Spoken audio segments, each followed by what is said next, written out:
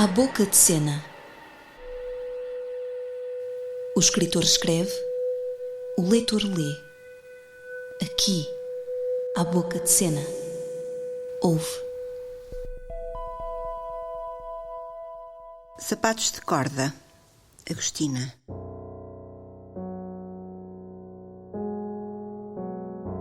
Podemos começar a contar uma história um dia antes, um ano depois, num lugar ou noutro, com esta ou aquela personagem a envolver nos acontecimentos. O que determina que comece naquele dia, naquela hora, assim como começa? Escolhas. E escolher é limitar. Um plano traçado mentalmente. E um plano limita. Um desejo melancólico de ordenar os factos de um percurso no tempo, que não tem ordem. Não simplifica a tarefa começar quando nasceu a personagem da história, porque há sempre um antes que nos leva até esse dia. Ou começar com a hora da morte e andar para trás. O problema é o mesmo. Não há princípio nem fim. Há um relato de um tempo retirado de outro tempo, ou tempos, que como bolhas de gás pairam no espaço negro do universo. Desliza-me entre os dedos o pensamento e nada é nem muito nítido nem provado, apenas pressentido e esperado. Agoniza um tempo e outro vem cobrir, cheio de sombras e de assombro. Ainda podemos voltar atrás a visitar memórias, mas vão acabar por perder-se num imenso longínquo, sem gravidade nem luz.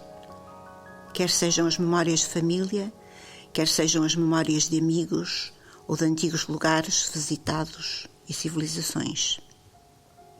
Ficarão o dia e a noite a perpetuar a passagem do tempo, mas a palavra que testemunha e canta o sonho, a luz do luar, o céu estrelado, os ventos, o pôr do sol no grande mar, as falésias, as florestas, os desertos, os dilúvios, os encontros, o amor, a saudade, a morte, a vida, a criança, os rios que correm, as mãos que se tocam, o fogo de artifício, a camélia perfumada, o cheiro das casas, o riso.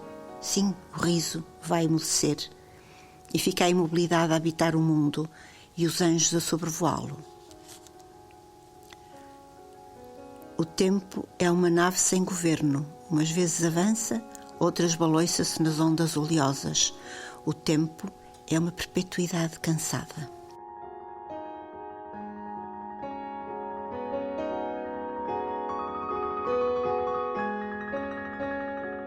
Basta uma tímida agitação nas cortinas de flores para suspender o tempo, porque o tempo suspende-se quando a nossa atenção capta um sinal. E eu volto ao lugar da fotografia. Minha mãe, sentada no chão, olha-me. Eu, deitada sobre uma manta de lã, fixo o fotógrafo, meu pai. Tinha 6 meses. Durante muitos anos lembrava-me desse momento da fotografia e ele ficou gravado dentro de mim e acompanhou-me como uma marca, uma pequena cruz, desenhada na testa ou no peito do pé, com uma lágrima quente e tingida de sépia. Exatamente nesse mesmo lugar, 26 anos antes, tirou uma fotografia meu bisavô Lourenço com o filho António e o amigo Arthur Nugent. Brindavam com vinho tratado o fim das vindimas. A menina Maria Agostina nasceria 2 anos depois. Eu nasceria 26 anos depois. E meus filhos, também ali fotografados no mesmo lugar, 54 anos depois. Ao fundo, vê-se a igreja de Godinho e o cemitério, onde a família descansa no jazigo desenhado pelo bisavô Lourenço.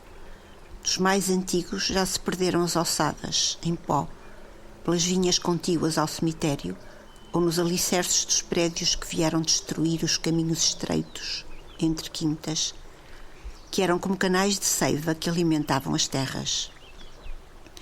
Perderam-se esses caminhos e perdeu-se a memória de caminhar neles, cortando distâncias, despertando sombras. Minha mãe vestia um taier azul, o mesmo com que foi fotografada no banco de xisto, sob uma ramada de uva moscatel. Dali via-se o Vale dos Jogueiros e as suas quintas. Ao fundo, as casas novas, onde vivia a grande amiga de minha mãe, a Maria Antônia, companhia desses dias de espera e de recolhimento nem sempre desejado. Escreveu um dia Agostina à sua amiga Maria Antônia: batem agora 11 horas, devagar, no relógio da sala. Qualquer relógio de uma sala qualquer. Este ano, sabes, apeteceu-me acreditar na velha tradição do Pai Natal. Colocar um sapato no fogão e esperar. Gostaria tanto de encontrar pelo menos um cartãozito com os dizeres, assim, por exemplo: impossível, o limite da idade já passou. Bem pobre, bem ridículo Natal o nosso, Maria Antônia. Sem crenças graciosas e graves, sem o sapatinho das surpresas e sem neve até. Tal como é tudo, tal como nós somos. Que tedioso mundo de mediocridade. Mas bem podem os nossos corações ser paisagem de lenda que sonhamos, com todas as flores exóticas de que não se sabe o nome, com todos os horizontes que os nossos olhos ignoram, com todos os sons de cristais, todos os gritos de aves preciosas, com todos os sentimentos de escassa valia no mundo rude dos vencedores.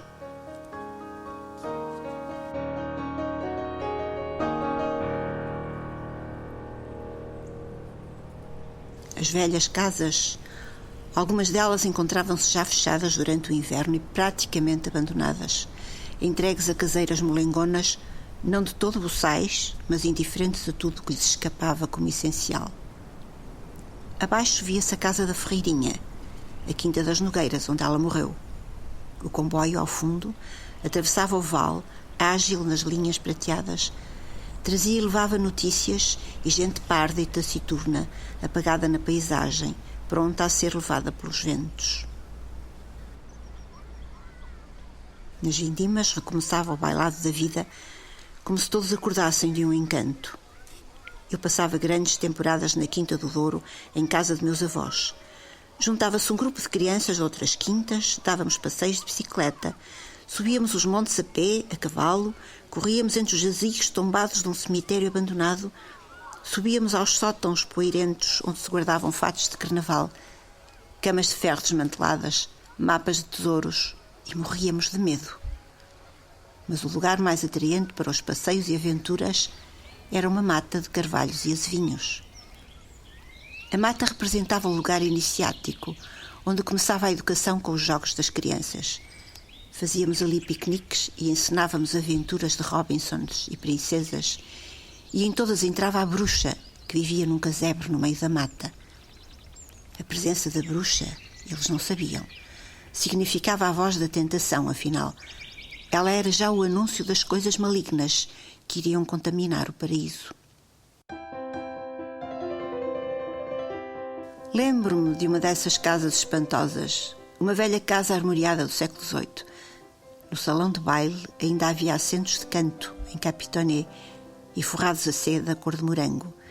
Na biblioteca, nas estantes até ao teto, empoeiradas, umedecidas, permaneciam edições encadernadas e montes de revistas atadas com fio de ráfia. Nos corredores amontoavam-se cadeiras desconjuntadas, folheadas a ouro.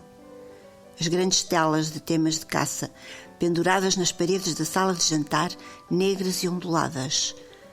No chão dos quartos fechados, excrementos de ratos pelos cantos e malões esventrados.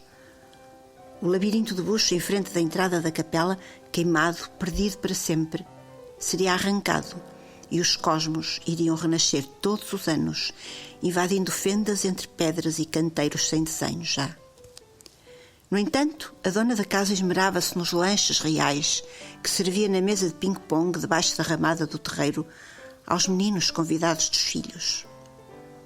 Uma toalha branca movia-se levemente com a brisa escaldante, sumos de frutas de várias cores, bolos enfeitados com flores de maçapão, sanduíches de queijo, fiambre e pepino e reboçados espalhados pela mesa. Copos coloridos, pratinhos de porcelana de um serviço de bonecas da Vista Alegre e garfos de prata. As caras suadas, a roupa amachucada, os sapatos sujos, sentávamos em almofadas de síntese e sabia-nos bem esse momento reconfortante. Àquela hora quase triste em que o sol começava a declinar.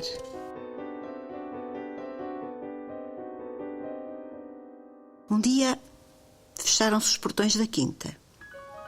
As silvas, as maias, o termoço, as eras alastraram mensamente, cobrindo os caminhos como panos de mortalha.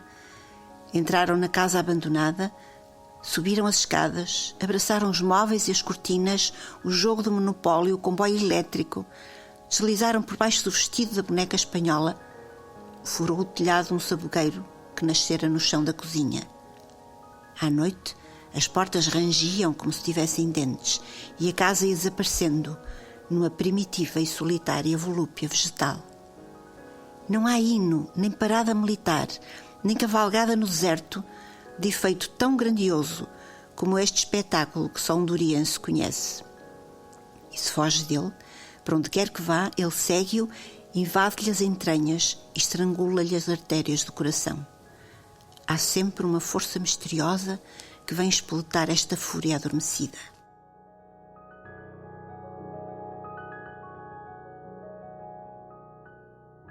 Na casa de meus avós não se adivinhava nenhum aparato.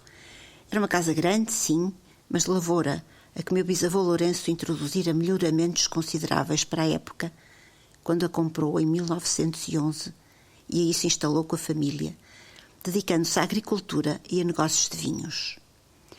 Tinham regressado de Castela, em 1903, depois de 14 anos em Corrales, com desilusões, porque estas são paga de quem muito espera do coração humano e não prevê as suas fraquezas, mas ainda novos e com ânimo para recomeçar.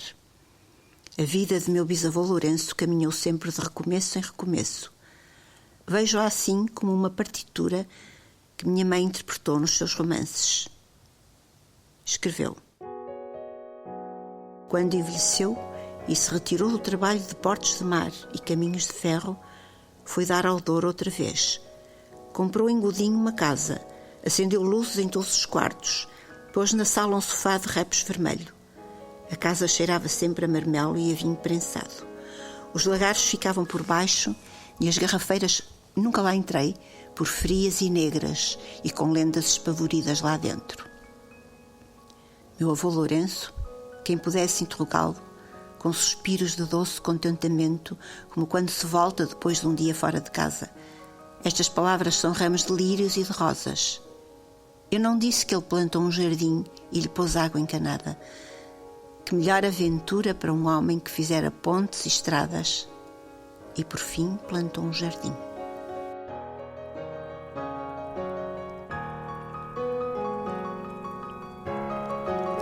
Dali, daquele banco de xisto, ouviam-se as vozes desde muito longe, do alto, da além-douro até, e a água que corria nos estreitos regos que a levavam dos tanques até às covas das laranjeiras.